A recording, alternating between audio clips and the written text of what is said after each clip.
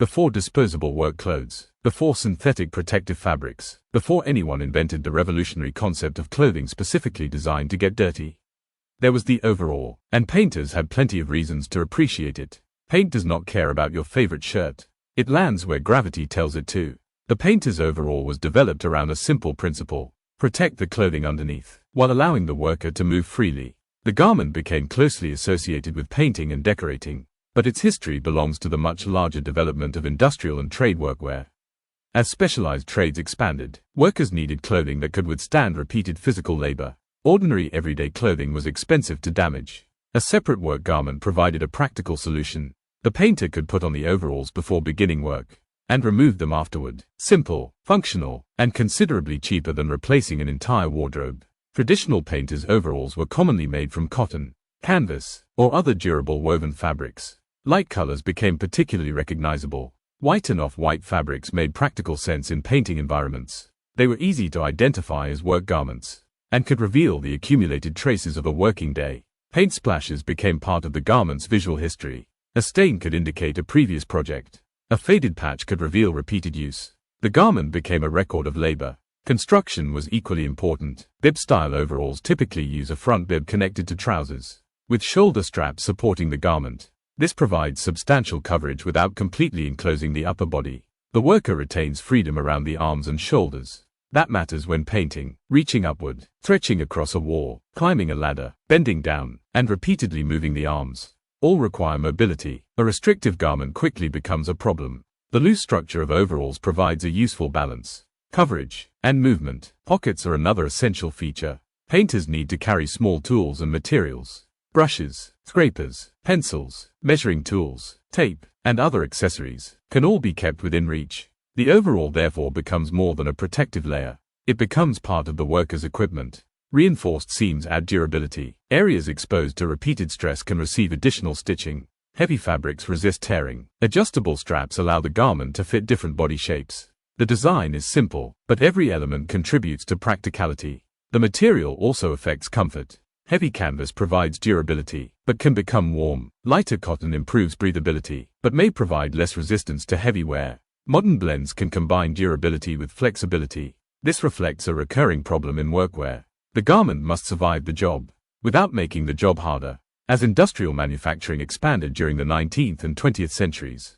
overalls became increasingly common across different trades. Mechanics, farm workers, factory employees, railway workers, construction workers, and painters all adopted versions of the basic garment. The overall became one of the defining silhouettes of working-class clothing.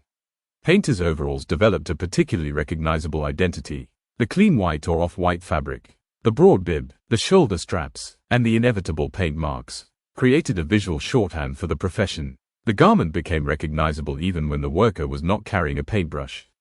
Popular culture reinforced this image. Illustrations, advertising, film, television, and photography frequently used stain painters' clothing to communicate manual work. The overall became a symbol. It represented practical skill, physical labor, and craftsmanship, but the garment also crossed into fashion. Designers began borrowing the overall silhouette for civilian clothing. Denim versions became particularly popular. Workwear details such as bibs, utility pockets, heavy stitching, and adjustable straps were transformed into deliberate style choices. The irony is fairly predictable. Clothing designed to protect workers from getting dirty eventually became fashionable precisely because it looked like workwear. Modern painters' overalls continue to evolve. Cotton remains widely used. Synthetic blends can provide additional durability. Stretch fabrics can improve mobility. Modern manufacturing can produce more precise fits. Additional pockets can accommodate professional tools. Some designs are intended primarily for basic paint and decorating work. Others are built for broader construction environments. The garment may therefore vary considerably depending on the task, but the central idea remains unchanged. Protect the clothing, provide practical storage, allow movement, and survive repeated work. There is also something uniquely revealing about painters' overalls.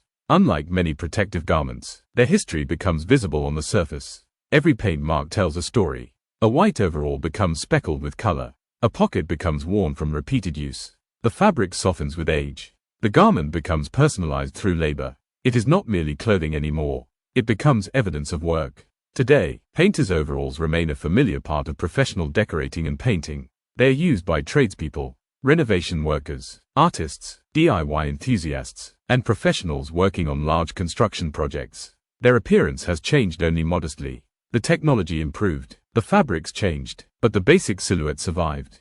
Because the problem has not changed. Paint still falls, walls still need painting, and clothing still needs protection. The painter's overall therefore represents one of the clearest examples of practical workwear becoming cultural imagery. A garment created for protection became a symbol of craftsmanship.